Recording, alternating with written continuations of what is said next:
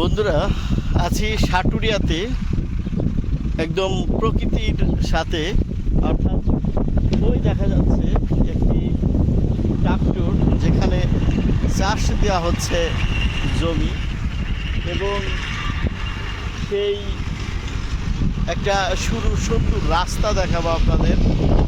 এবং রাস্তাটা অনেক সুন্দর, একদম গ্রামের ভিতরে। এটা রাল্লে এলাকা, তো এলাকাটা দেখতে ভালো লাগছে, আপনাদের দেখাচ্ছি। আকাশে মেঘ, বকের এখানকার যে রাস্তাটা দেখাই, রাস্তাটা অনেক সুন্দর, তাই না? অনেক সুন্দর। আমরা এখানে আছি, অনেক ভালো লাগছে জায়গাটা। আর ট্রাক্টরের যে শব্দ আপনারা শুনতে পাচ্ছেন, ওই যে কৃষিকাজ হচ্ছে। আপনাদের যদি একটু দেখাই, জুম করে দেখাই, তাহলে দেখাই, জুম করে একটু দেখাই ট্রাক্টরটা। ওই দেখেন, ট্রাক্টর আছে। প্রকৃতিটা অনেক সুন্দর, আকাশে মেঘ আছে, আর চারদিকেই অনেক ইয়ে আছে। পাশেই কিছু লাল শাক বুনেছে, এরকমও দৃশ্য পাওয়া যাবে এখানে। দেখাচ্ছে আপনাদের, ওই যে আছে লাল শাক, তারা ক্ষেত থেকে তুলছে বিক্রির জন্য।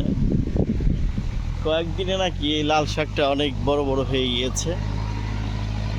লাল শাকের একটা বাগানে আমরা আপনাদের নিয়ে যাব এবং সেটা দেখাবো।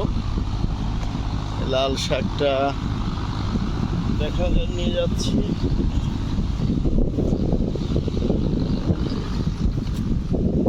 প্রচুর বৃষ্টি হয়েছে, বৃষ্টির পরে এখান দিয়ে চলাটা অনেক কষ্টকর। লাল শাক দেখাবো। এই লাল শাক কিন্তু ঢাকায় থেকে শুরু করে বিভিন্ন জায়গায় বিক্রি হয়। স্থানীয় যে বাজার আছে, সেখানে এই বাজারে এখানে তুলবে, তোলার পরে এটা আবার ঢাকা সহ আশপাশে সবাই নিয়ে কিনতে হয়। পরিশ্রম করছে, এই যে সকলে পরিশ্রম করে তুলছে বিকালে, এবং সেটা দেখালাম। লাল শাক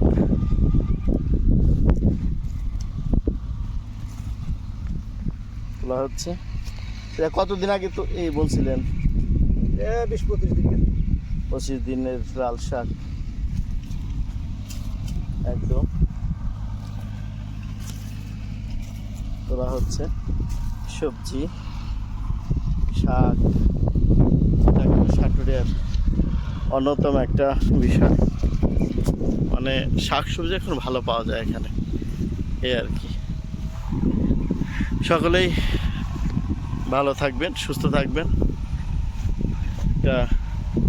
সাটুরিয়া উপজেলার মানিকগঞ্জের আপনাদের দেখানোর চেষ্টা করলাম, যে কিছুটা প্রকৃতি, এই আর কি।